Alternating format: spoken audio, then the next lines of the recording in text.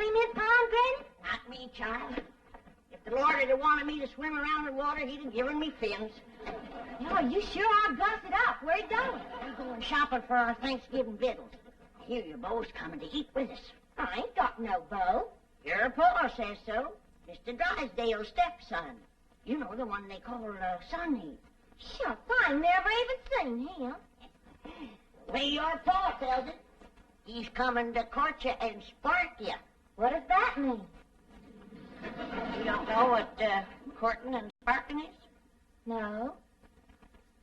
No, I guess you wouldn't at that. Well, when I get back, you and me better have a little talk. You ever been courted and sparked, Granny? Honey? When I was a girl back in Tennessee, I set so many boys' hearts on fire that they took to calling that neck of the woods the Smoky Mountain.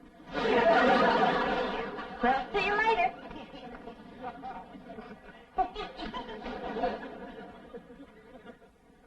Daisy, you old heartbreaker.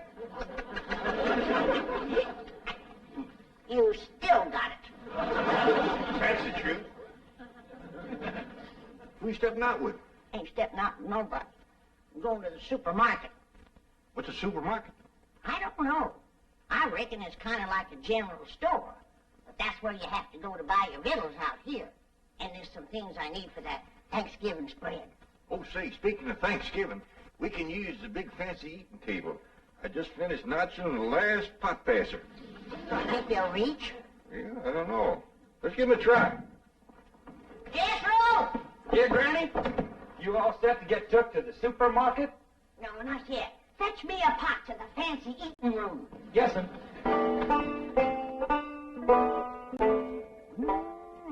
That sure is a mighty fine eating table.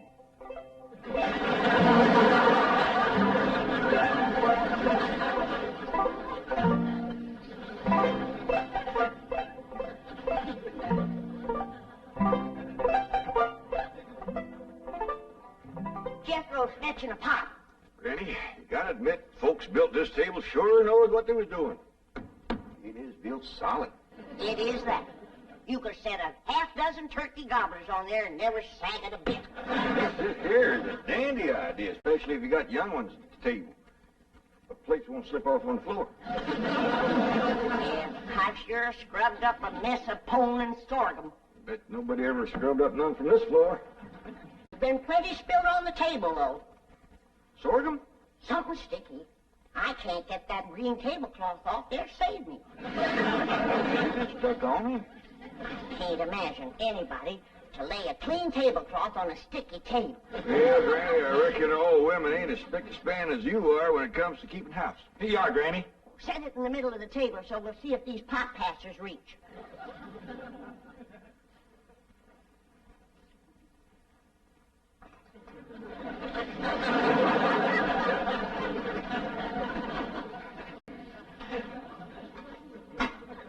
Yeah, I reckon that'll do the trick, all right.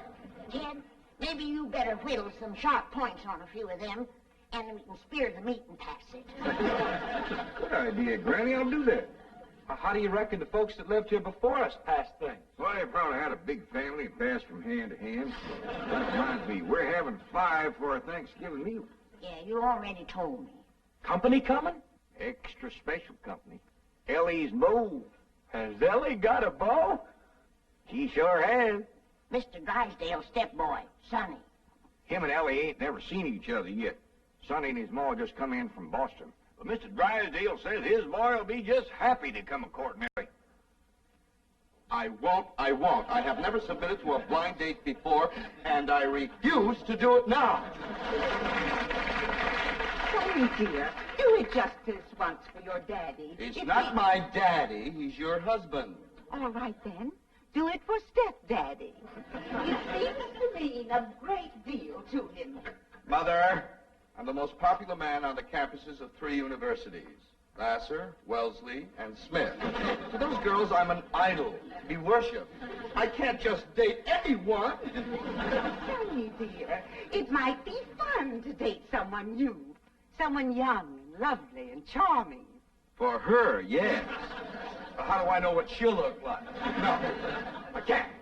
I can't. It might cause too much of a trauma, Mama. But your stepdaddy says she's very attractive. And it seems that she's the daughter of his wealthiest depositor, whom he wishes very much to please. Mother, what kind of a man have you married? He's selling me for a rich man's gold. It's sordid! Oh, it is sordid! It is sordid! No, my precious baby.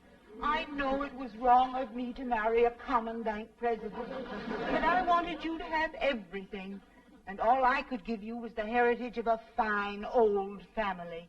But it takes money, too, darling. Money, I hate that word. Makes the rich the social equal of us. Oh, no, dear. It could never do that. I wish I'd read the thesis I wrote on economics last week. Money and why it is not important. You know, for a boy who's been going to college for 17 years, you haven't learned much. Milburn, you must not throw it up to Sonny that he keeps going to college. He's trying to find himself. Don't take my advice. Don't look. Come on, dear. Let Sonny get dressed for his date. I'll draw him a nice hot bath. Try not to drown. Daddy? Just a moment, Daddy. You called me Daddy. You've never done that before. Well, don't ever do it again. I refuse to date a strange girl just to benefit your economic situation. Well, I've got news for you, Sonny. My economic situation and your economic situation have a very definite relationship. Money doesn't interest me. Who steals my purse steals trash. Well, you will have a date with Elly May Clampett, and you'll be nice to her, or I'll cut off every penny of your trash. Milburn, did I hear you say that it's the Clampett girl you're asking Sonny to date? That's right. But, my dear, I haven't finished the genealogical check of their family tree. We don't know that Elly May is socially acceptable for Sonny. Good heavens. Now, you listen to me, Sonny. Jed Clampett is thrilled at the prospect of his daughter having a date with you. A city boy, educated, refined. To him, you're a knight in shining armor, a handsome Prince Charming. He thinks you're the greatest thing that could ever happen to his daughter. Mr. Clampett sounds like a very intelligent man. Oh, no, dear. I've heard the most disturbing reports about the Clampetts. I understand they're no better than peasants. Good heavens, a date with a girl like that is unthinkable. Now, Margaret, I hesitate to assert my authority. But unless I have assurance that my wishes will be carried out, I'm afraid I will have to... Mother! Dad! Who is that? Who is she? Who is what, dear? That divine creature by the pool next door.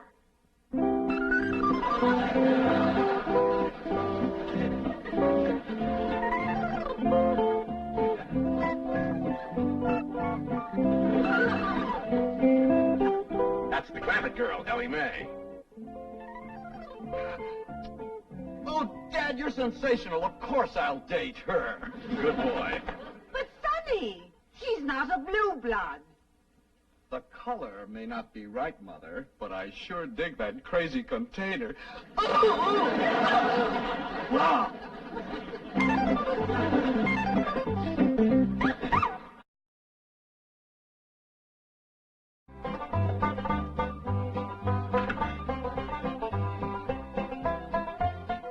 Granny, you wearing perfume?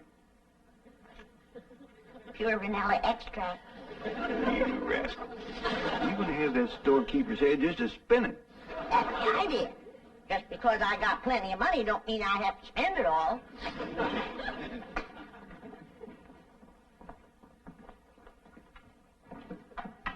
Howdy, Paul.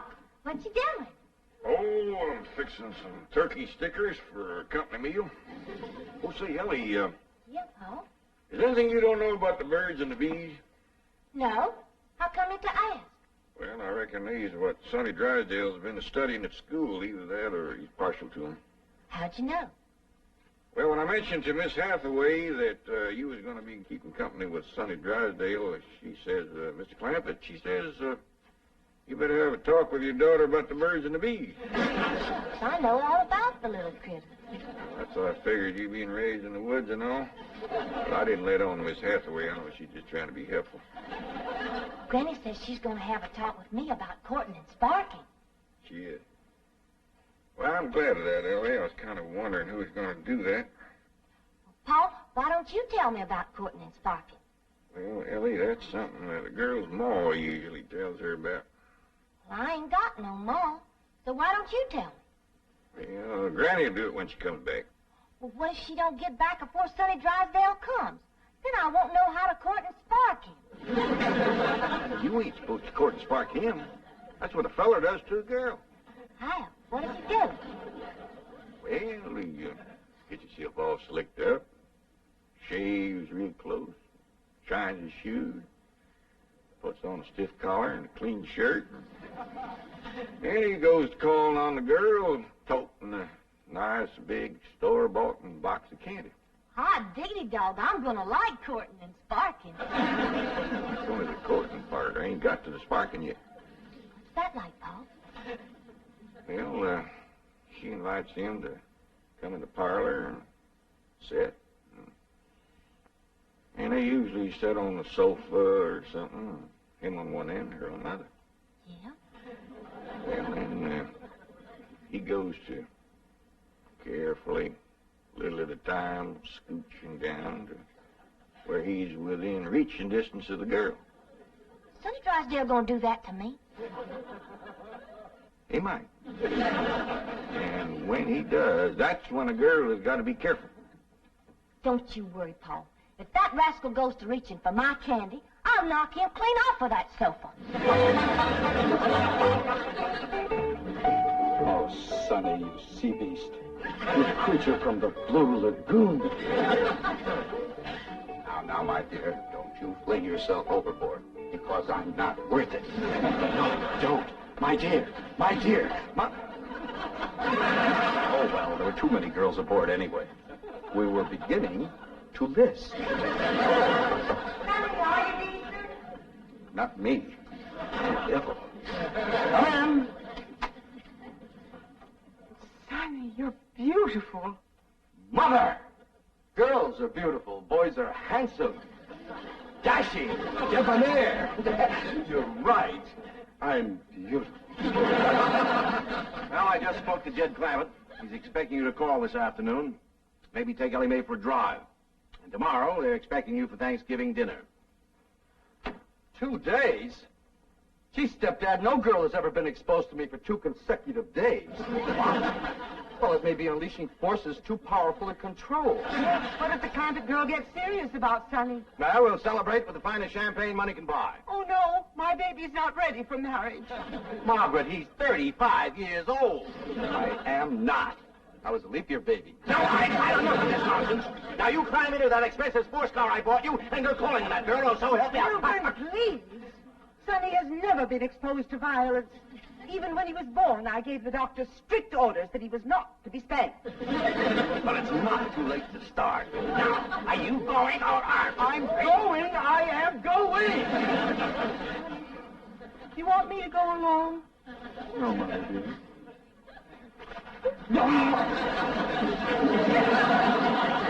Want meat, Mr. Sonny? Why, no trouble at all. Hey, whack off as much as you want. Can't. He's back from the supermarket. What darnation is that? That is what you call a shopping cart. There's a sign down at the supermarket that says take one. So Granny did. But they's Indian givers. They wanted me to give it back when we were leaving. She didn't do it. Did you, Granny? You're darn tootin'. Oh, they sweet as honey when you first come in. But they give you a heap of trouble when you start to leave. What kind of trouble, Granny? Well, first you stand in a line with a kind of a gate. And at that gate there's a woman. She looks at what you've got. Then she starts to push a lot of little knobs. And bells start to ring. And a drawer pops open with a lot of money in it. Doggy. Then she tells you how much money to give her. She says to me, that'll be $28.25. And I says, now you make up your mind. Is it 28 or is it 25? And she says to me, that's 28.25. Well, I seen I wasn't getting no place with her. So I give her the benefit of the doubt and I plunked down 28. A quarter and 3 pennies. I reckon that pleased her. You'd have thought so, but not her. As I started through the gate, she says, "Hold on, madam, you're short." I said, "Maybe so, but I'm big enough to take you on." Granny was getting right mad. Well, you'd got mad too, Jed. And you get after Elly about running around in boys' pants. You should see those women in that supermarket. He was wearing boys' pants, was he? Some of them were in their underpants. Actually, I wanted to get Jethro out of there. Actually. And I did, too. By dingy, they didn't stop us. Good for you, Granny.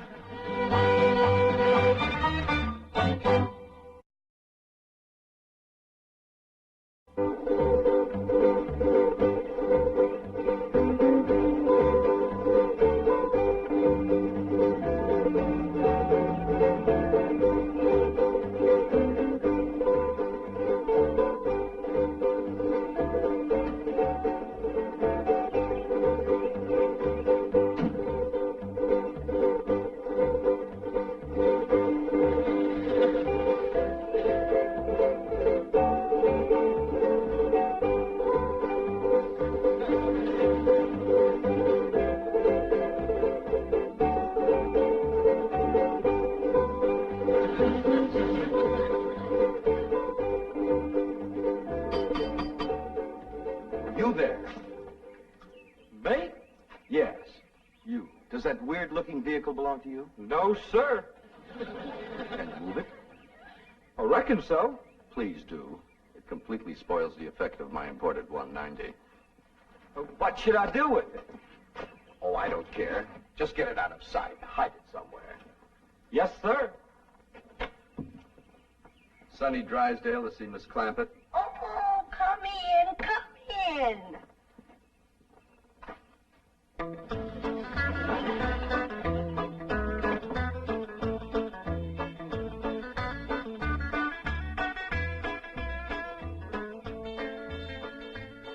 What you doing, Jethro?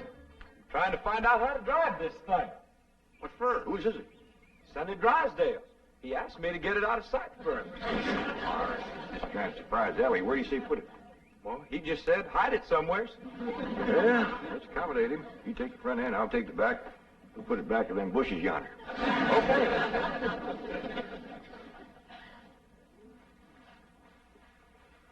Is he toting a box of candy, Granny? He sure is, honey. All tied up with ribbon. Oh, Elly. Child, you are just beautiful. Shall I sprinkle some vanilla extract on you? No, I better not. Sometimes that drives them wild. I didn't get to talk to you about courting and sparking. Oh, that's all right, Granny. Pa told me. Oh, all right, now you follow me. Don't be nervous.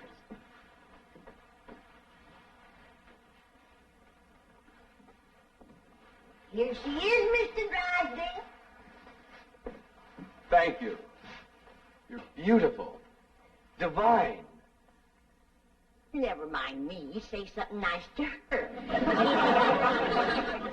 Hold it just a moment. What a vision you are. What a picture you make. From your golden hair down to your... Is that for me? Yes, it is. Bet you I can guess what it is. Try. It's something sweet. Exquisitely sweet. Something yummy.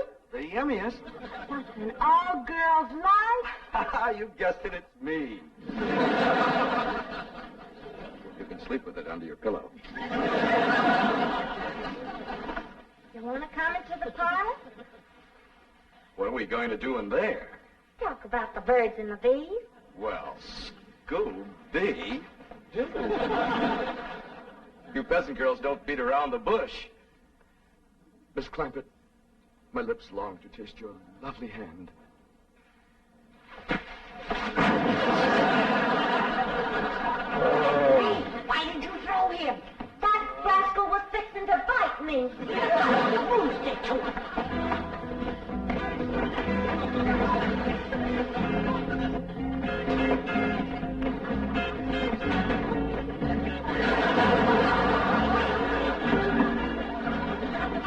My car, where is it?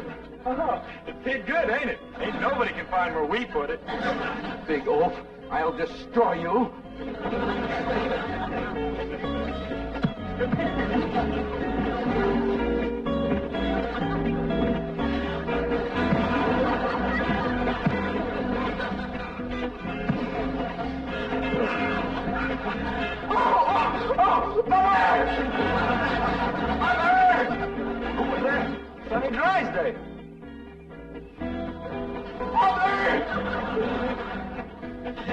I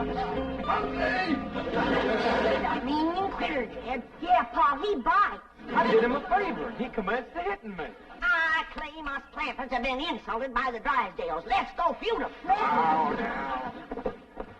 Why, we could whoop them with one hand tied behind us. We ain't got no cause to whoop 'em, Granny. No cause. Why, just yesterday I went over there to the Drysdales to borrow a cup of possum fat. And that butler fella that lives over there, he says to me, you wouldn't pull my leg, would you? And I said, well, one good turn deserves another. Stick it up here and I'll give it a yank. And do you know that he slammed the door right in my face? Let's go. Now, hold on. Now, we're all going to calm down. Go next door, talk to Mr. Drysdale. We'll straighten this whole thing out. Come on. There. Mother's baby is going to be all right. Was it just a dreadful experience, darling? Dreadful. Margaret, Sonny, the Clampets are here. They followed me.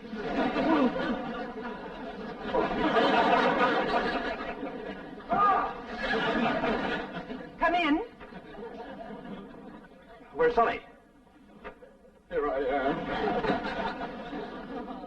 Well, we've straightened out the misunderstanding, and now these people have something they want to say. Well, Sonny, I reckon this is all my fault. I'm sorry I wasn't to the door like a proper paw had ought to been. I'm sorry I throwed you, Sonny. And I sure do thank you for that nice picture you give me. And I'm sorry you hurt your hand hitting me, Sonny. And me and Jethro was sorry that we hid the automobile. We towed it back over and set it down in front of your house.